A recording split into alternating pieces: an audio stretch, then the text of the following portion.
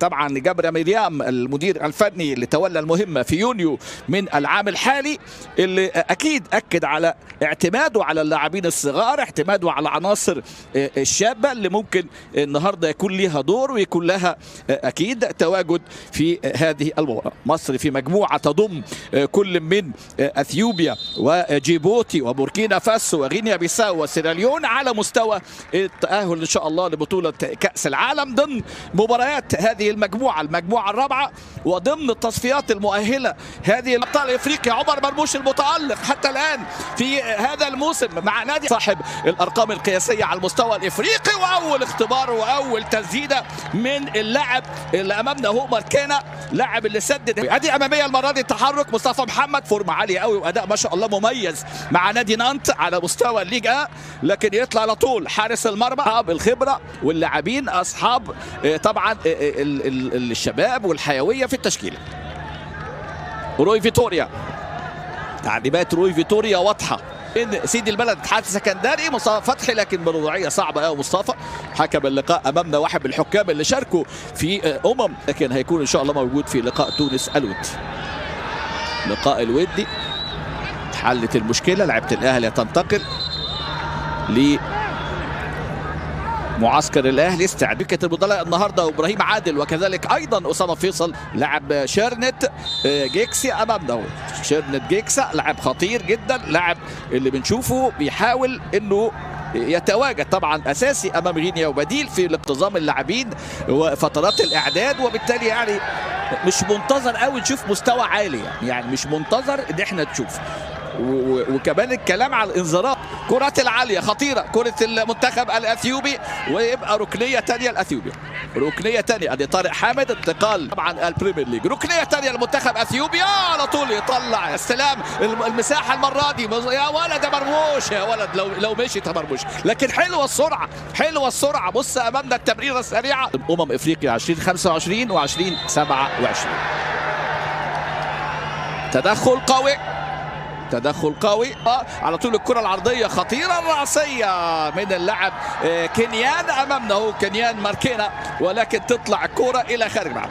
نوك يلف كرة عرضية على القائم الاول، لكن على طول المرة دي اول ركنية بنشوف اول مساندة من الجنب الشمال من المدافع الايسر امامنا هو محمد حمدي حارس سيد هابوتومو. كرة على طول من عمر مرموش المتخصص عبد المنعم. يا ولد يا عبد المنعم، يا ولد محمد عبد المنعم، عنده هدف في مرمى ليبيريا وهدف في مرمى السودان في افريقيا على المستوى ده، اللي ابعد هذه الكرة وراسية جديدة المرة دي من محمود مصطفى. يا ولد علمة، هي في البعيدة بتاعتك يا مصطفى، بتاعتك يا مصطفى. مصطفى فتحي امامنا هو اللي عمل هذه الكرة اللي كانت في منتهى الخطورة، سجل اخيرا مع المنتخب في مرمى جنوب السودان. في هنا استلام كرة العرضية الخطيرة، ولكن المرة دي الكرة تطلع إلى كده. محمد الشناوي مش راضي، لكن هي خلاص أمر واقع. ركنية ثالثة جربة رقم 14 على طول. حمدي فتحي في دفعة فاول على قائد المنتخب الأثيوبي جاتوش بانوم. قائمة المنتخب كانت موجودة في آخر معسكر لكن ما شاركتش في القائمة الجديدة للمنتخب. أدي أمامنا هنا الكرات الثابتة. عمر مرموش كرة عالية رأسية جديدة في المنتخب المصري. أمامية سريعة، تحرك جديد أمامنا الجانب اليمين، دايما ضاغطين من خلال الجانب اليمين دايما من هانوك جربة اللي دايما بيكمل.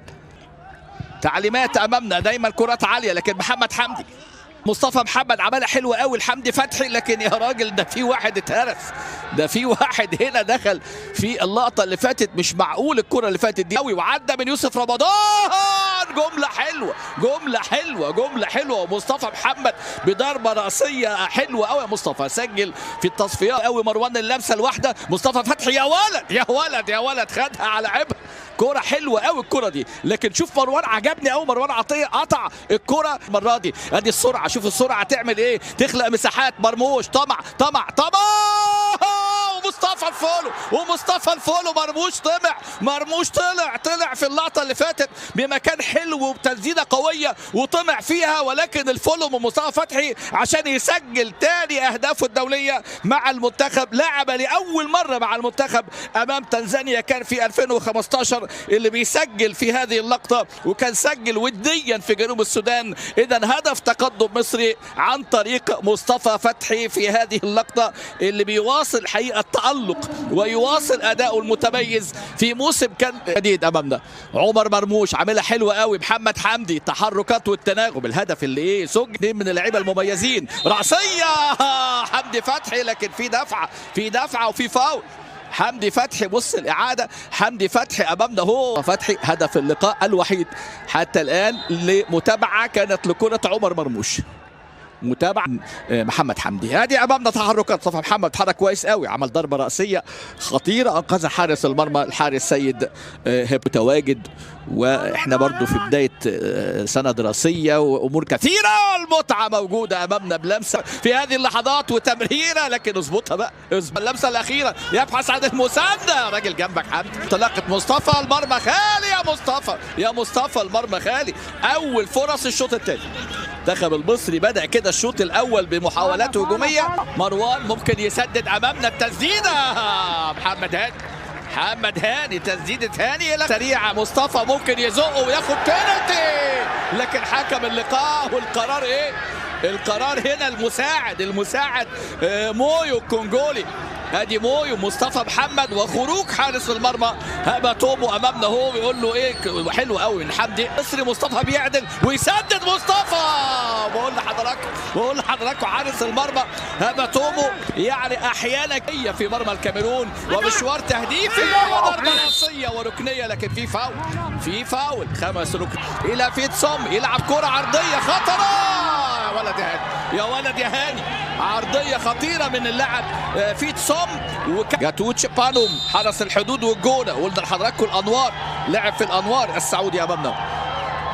فاول للحائط البشري، الكرات الثابته هوتيسا، لكن اثيوبيا بدا يفرض على المنتخب المصري الارتداد وركله ركنيه رابعه في المباراه، وتعليمات ابراهيم عادل مرور. هذه المره المنتخب الاثيوبي بيكلي